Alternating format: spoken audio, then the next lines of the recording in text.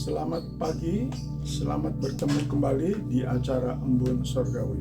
Bapak-bapak, ibu-ibu, dan saudara-saudara sekalian, hari ini saya akan mengambil tema yaitu sukacita. Diambil dari Filipi 4 ayat yang keempat. Bersukacitalah senantiasa dalam Tuhan. Sekali lagi kukatakan, bersukacitalah. Mari sebelum kita melanjutkan mempelajari firman ini, kita akan minta pimpinan Roh Kudus dalam doa. Terpujilah namamu ya Tuhan atas karunia anugerah-Mu, diberikan kesempatan kembali untuk bersama-sama belajar firman Tuhan dari Filipi 4 ayat yang keempat. Biarlah Roh Kudus mengurapi hamba-Mu, juga bapak-bapak, ibu-ibu, dan saudara-saudara sekalian yang diberikan kesempatan anugerah untuk mendengar dan mempelajarinya bersama-sama, dan juga siap untuk melakukan bukan oleh gagah kuat kekuatan kami, tetapi oleh karena Roh Kudus yang akan siap memimpin kami. Dalam nama Yesus kami berdoa. Amin.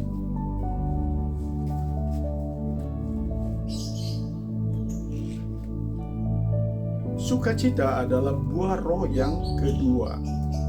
Betapa penting kedua, walaupun yang pertama adalah kasih. Tentu ada alasan-alasan yang kuat mengapa kita harus sukacita senantiasa. Sukacita berbeda dengan gembira dan senang. Senang dan gembira itu mendapatkan sesuatu. Tetapi kalau hilang sesuatu atau rusak sesuatu, maka berubahlah sukacita menjadi kesedihan atau menjadi pikiran dan kekecewaan. Tetapi kalau sukacita itu tetap tidak dipengaruhi oleh situasi. Sukacita senantiasa, kalau kita ingat dalam Alkitab, bersyukur senantiasa, doa senantiasa,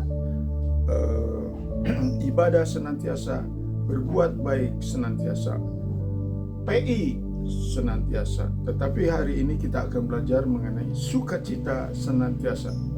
Apa alasan-alasannya yang membuat kita sukacita sehingga menjadi aneh tapi nyata, atau menjadi tampil berbeda dengan orang dunia? Orang dunia mungkin sukar sekali kalau mendapatkan bencana atau sakit, tetap bersukacita, dianggap aneh.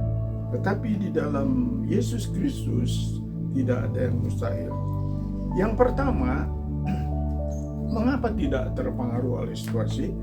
Oleh karena sungguh-sungguh meyakini bahwa melalui Yesus kita mendapatkan keselamatan oleh darah Yesus, sehingga bebas dari maut, dan itulah suatu kemenangan. Sehingga kita memiliki sesuatu yang penting dari seluruh harta dunia. Dan firman Tuhan mengatakan, untuk apa kita memiliki segala kalau jiwa kita binasa. Jadi itulah yang menjadi kekuatan. Ketika kita menghadapi apapun, kesusahan apapun, harus kita kembali mengingat bahwa keselamatan yang dari Yesus adalah terpenting dalam hidup kita. Yang kedua, dalam dunia ini memang penuh dengan macam-macam tantangan, hambatan. Tetapi kita bersyukur, kita berjuang tidak dengan kekuatan sendiri, tetapi kita ditemani, disertai, yaitu oleh Roh Kudus. Pada waktu kita percaya menerima Yesus, maka kita sekarang tidak sendirian. Jadi jangan takut, karena di dalam Galatia 5 ayat 16 dikatakan bahwa kalau kita dipimpin oleh Roh, maka kita menang atas sifat-sifat daging. Atau karena roh-roh jahat yang di udara, iblis itu ada sepertiganya yang malaikat yang berontak, begitu banyak musuh, tetapi kita jangan takut. Dalam 1 Yohanes 4 ayat 4, Roh Kudus itu lebih dari roh-roh jahat di udara. Yang ketiga, yaitu karena kita tetap sukacita karena mendapat janji-janji Tuhan. Janji Tuhan itu 7 akhiran I, yaitu suci, murni, abadi, teruji, pasti, terpenuhi, dan digenapi. Ini harus kita pegang. Janji Tuhan bukan sembarangan. janji yang pasti. Seperti dalam Filipi 4 ayat 19, Dia akan mencukupi, memenuhi keperluan kita. Dalam Ibrani 10 ayat 34 bahwa sungguh-sungguh kita mempunyai harta yang sangat berharga.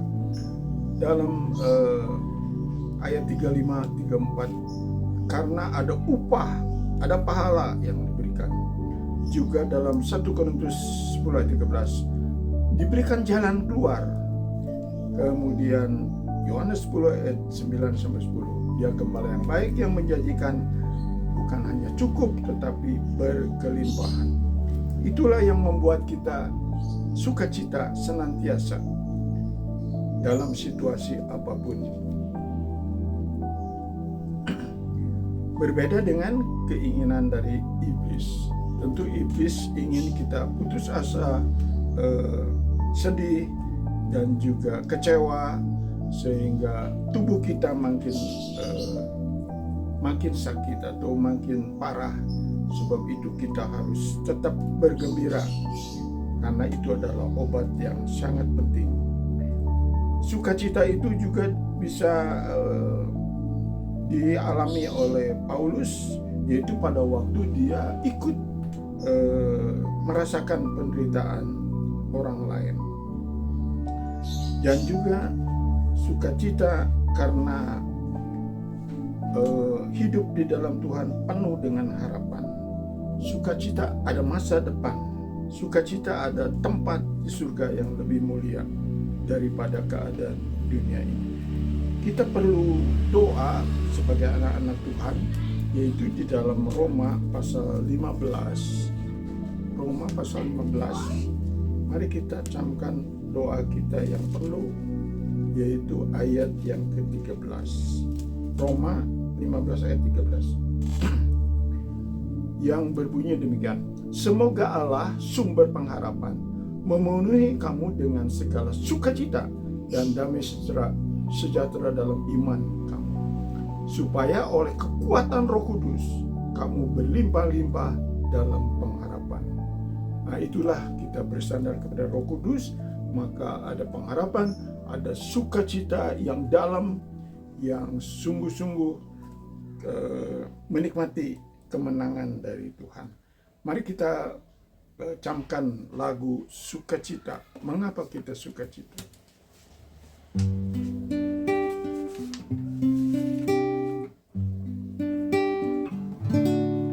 Sukacita di hatiku karena ku diselamatkan. Roh Kudus telah besertaku, ku terima janji firman. Sukacita menyaksikan karya Tuhan luar biasa. Layak aku menaikkan pujian istimewa. Layak aku mengagungkan Kristus Yesus Tuhan.